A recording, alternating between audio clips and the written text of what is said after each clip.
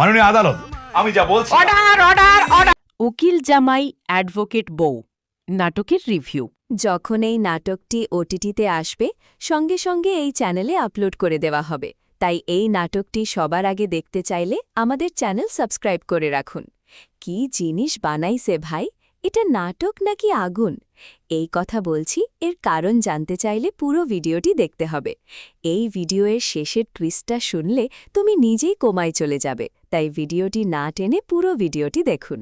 মূলত পারিবারিক দ্বন্দ্ব, হাস্যরস, সম্পর্কের টানাপোড়েন এবং সামাজিক বাস্তবতার মিশেলে তৈরি একটি বিনোদনধর্মী নাটক। নাটকের নামেই রয়েছে আলাদা ধরনের আকর্ষণ। উকিল জামাই এবং অ্যাডভোকেট বউ, এই দুই চরিত্রের মধ্যকার সম্পর্ক, কথার লড়াই এবং পারিবারিক পরিস্থিতিকে কেন্দ্র করেই নাটকের মূল গল্প এগিয়ে যায়। প্রমোতে যেমন হাস্যরসাত্মক সংলাপ রয়েছে, তেমনই রয়েছে আবেগ, দাম্পত্য সম্পর্কের চাপা দ্বন্দ্ব এবং আত্মসম্মানের বিষয়ও। সব মিলিয়ে নাটকটি দর্শকদের জন্য একটি পূর্ণাঙ্গ বিনোদনের প্যাকেজ হতে চলেছে বলেই মনে হয়।